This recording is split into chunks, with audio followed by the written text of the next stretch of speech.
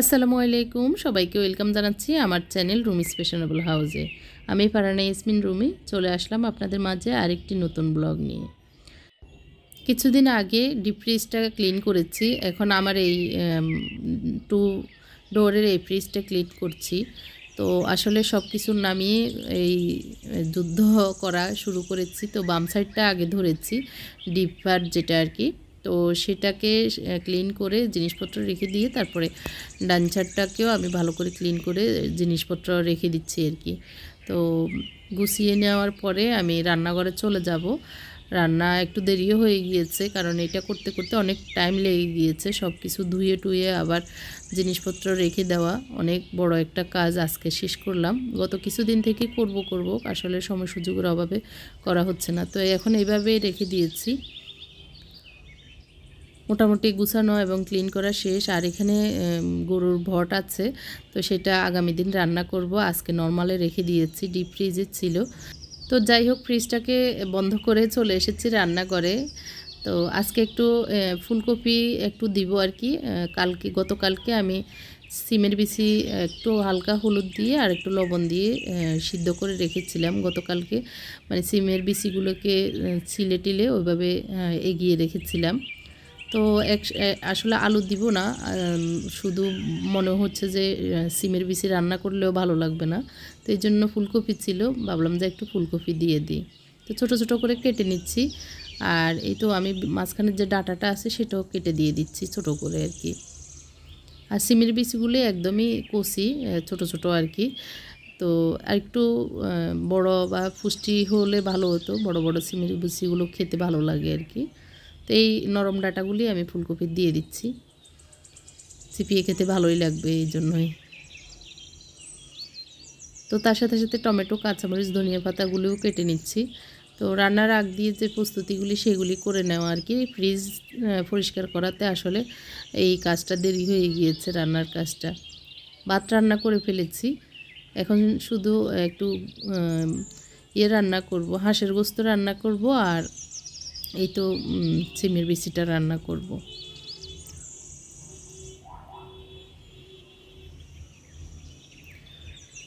তো আমাদের দেশে সিমের বিচিকে কিন্তু খেসারির ডাল বলে, খেসারি বলে আর কি। তো খেসারিটা আমরা মাঝে মধ্যে বলা হয়। অন্য অঞ্চলে সিমের বিচিকে কী বলে আসলে আমি জানি না। আপনাদের কার অঞ্চলে কী বলে আমাকে কমেন্ট করে জানাবেন। হাঁসের গোস্ত আর মাছের মাথা কান দিয়ে খেসারির ডাল। খেসারির ডালে দিব একটু ফুলকপি। খেসারির ডালকে কালকে আমি সিলে একটু লবণ আর একটু হলুদ দিয়ে জাস্ট একটু ভাত দিয়ে রেখেছি। আর টমেটো কুটি নিয়েছি, কাঁচামরিচ, ধনিয়া পাতা, পেঁয়াজ কুচি করে নিয়েছি। তো রান্নার প্রিপারেশন মোটামুটি রেডি, এখন আমি বসিয়ে দিচ্ছি।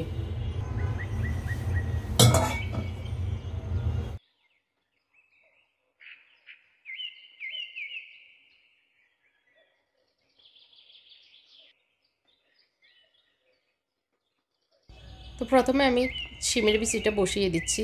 পেঁয়াজ ভেজে একটু হলুদ, একটু মরিচ আর একটু জিরা ধনিয়া পাউডার আধা চামচ করে দিয়ে একটু ভেজে নিচ্ছি।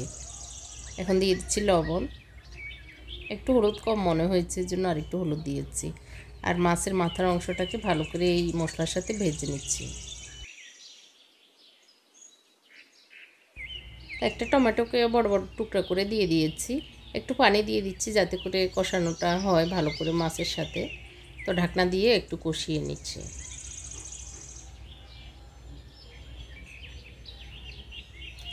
এই চুলায় এখন আমি বসিয়ে দিব হাঁসের গোস্তটা। তো পাতিল বসিয়ে দিয়েছি, আবারও একটু মাছের মাথাটা নেড়েচেড়ে উল্টিয়ে দিচ্ছি যাতে এপিট ওপিট ভালো করে হয়ে যায় আর কি। তো সরিষার তেল দিয়ে রান্না করব, এর জন্য সরিষার তেলটা দিয়ে দিয়েছি। আর এখানে এখন আমি দিয়ে দিব কুটে রাখা এইগুলি ফুলকপিটা। তো একটু নেড়েচেড়ে ঢাকনা দিয়ে দিব আবারও।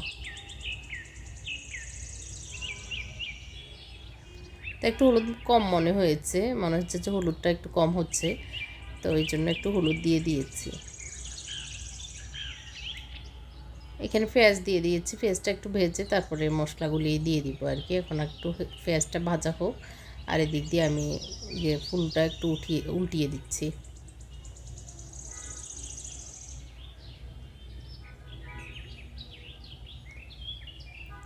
তো পেঁয়াজটা একটু ভাজা ভাজা হয়ে যাওয়ার পরে এখন দিয়ে দিব মশলাগুলি। এখানে দিয়ে দিচ্ছি হলুদ, মরিচ, একটু দিয়ে দিচ্ছি পাঁচফোড়ন মশলা, লবণ পরিমাণ মতো। এখন দিয়ে দিব একটু জিরা পাউডার, আবার নিয়ে নিচ্ছি একটু ধনিয়া পাউডার। তো আমি আমার পরিমাণ মতোই দিয়েছি। আর দিয়ে দিচ্ছি রাঁধুনি মাংসের মশলা এবং রাঁধুনি গরম মশলা। দিয়ে দিচ্ছি আস্ত এলাচ 3টা, আর দারচিনি দিয়ে দিচ্ছি 2 টুকরা, আর এই তো লবঙ্গ দিয়ে দিচ্ছি 3-4 পিস।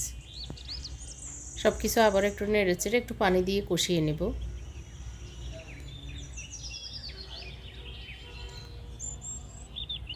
তো আদা রসুন দিতে ভুলে গিয়েছি, আদা রসুনটা দিয়ে দিচ্ছি। এখানে 2 টেবিল চামচের মতো আদা রসুন দিয়ে দিয়েছি। বাকি টমেটোগুলোও দিয়ে দিয়েছি এখানে।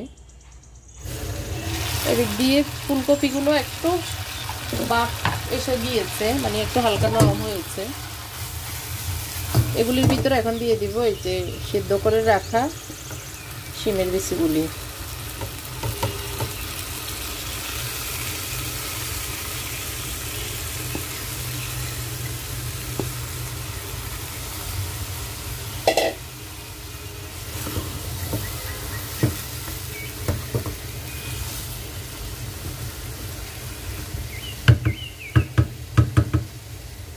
একটু গরম হোক আর এগুলো একটু সিদ্ধ হয়ে আসুক।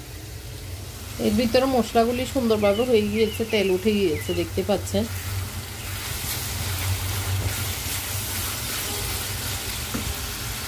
এখন আমি গোশতগুলো দিয়ে দিব।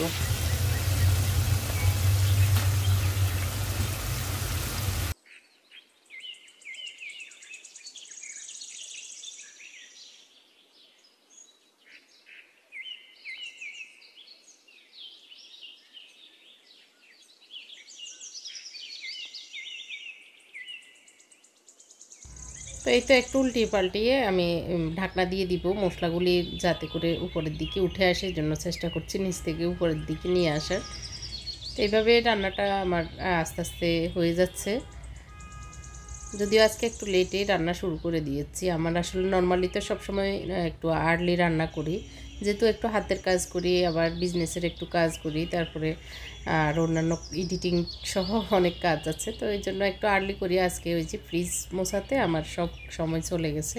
তো একটু গরম পানি অল্প ছিল, তো আরেকটু গরম পানি কেটলিতে দিয়ে দিয়েছি। এখন একটু ঢাকনা দিয়ে দিচ্ছি, এখানে আরেকটু পানি লাগবে।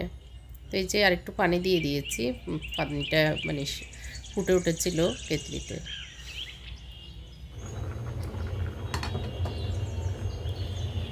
পোস্তগুলির কী অবস্থা একটু দেখে নিচ্ছি।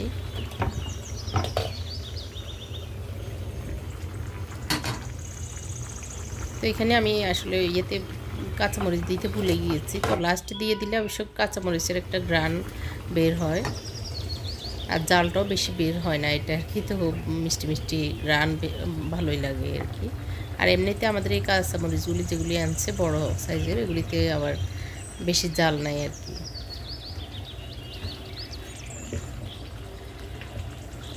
লবণ দিয়ে দেওয়ার কারণে অনেকগুলো পানি বেরিয়ে গিয়েছে এই যে হাঁসের গোস্ত থেকে আর কি। তো এই হাঁসটা দিয়েছে আমার ননাসের মেয়ে ভাগ্নি, ওর মামা মামির জন্য, ওর নিজের পালা হাঁস। তো একদম অর্গানিক আর কি বলা যায়। একটু মনে হচ্ছে হলুদ কমের জন্য আমি আবারও একটু হলুদ দিয়ে দিচ্ছি, কারণ কেন যেন আমার এই হলুদগুলিতে রঙই মনে হচ্ছে না।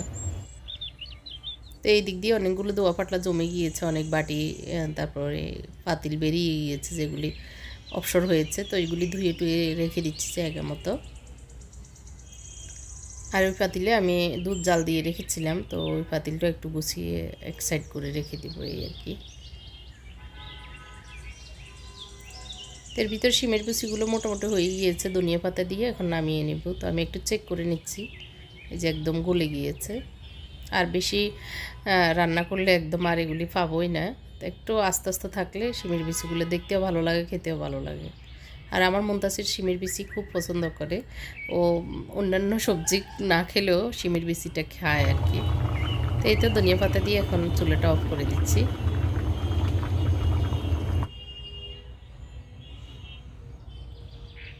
তো দিক দিয়ে পানিগুলো ফুটতেছে, আমি এতে হাঁসের গোস্তে একটু পানি দিব এর জন্য।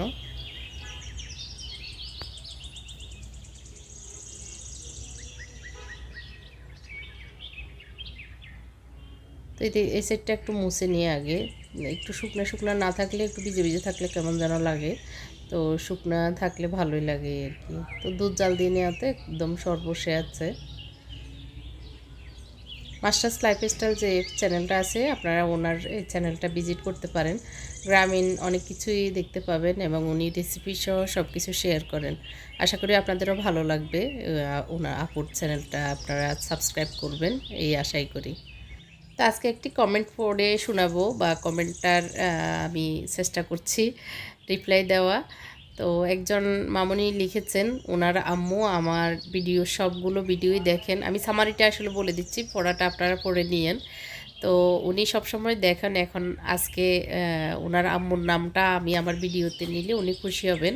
তো এই লেখাটা ছিল আরও কয়েকদিন আগের আর কি, কমেন্টটা আমি আসলে স্ক্রিনশট নিয়ে রেখেছিলাম, কিন্তু ভুলে আর ভিডিওতে বলা হয়নি। তো আজকে আমি ওনার আম্মুর নামটা নিয়ে নিচ্ছি, লিফি আপু। লিফি আপুকে অসংখ্য ধন্যবাদ জানাচ্ছি, আর আমার সালাম বলছি লিফি আপুকে। আসসালামু আলাইকুম আপু। আজকে দেখতেছেন কি না আমি জানি না, তবে আপনার নামটা আমি নিতে পেরে আমিও মনে করি আমি ধন্য। লিপি আপু আমার ভিডিও সব সময় দেখেন, তো এজন্য আমি ওনার প্রতি কৃতজ্ঞ। তো আশা করি ওনার নামটা নিয়েছি, ওনারও ভালো লাগবে আর মামনিটারও ভালো লাগবে। তো সবাই ভালো থাকবেন। আমাদের রান্নাবান্না শেষ, এখন খাওয়ার পালা। তো একটু খেয়ে নিব। আমি অবশ্য আগে একটু সিমির বিসি খেয়ে নিয়েছিলাম। তো ওনার আবার চা খেতে ইচ্ছে করছে, খাওয়ার পর বললো যে চা বানিয়ে আনো, তো ভাত খেয়ে চা খাবেন। তো আমি 2 চুমুক একটু নিব, কারণ আমারও খেতে ইচ্ছে করছে। তো আমি একটু সিমের বিসি দিয়ে একটা রুটি খাবো, খেয়ে তারপর ওনার চা খাবো এই আর কি। তো আল্লাহ হাফেজ, আসসালামু আলাইকুম।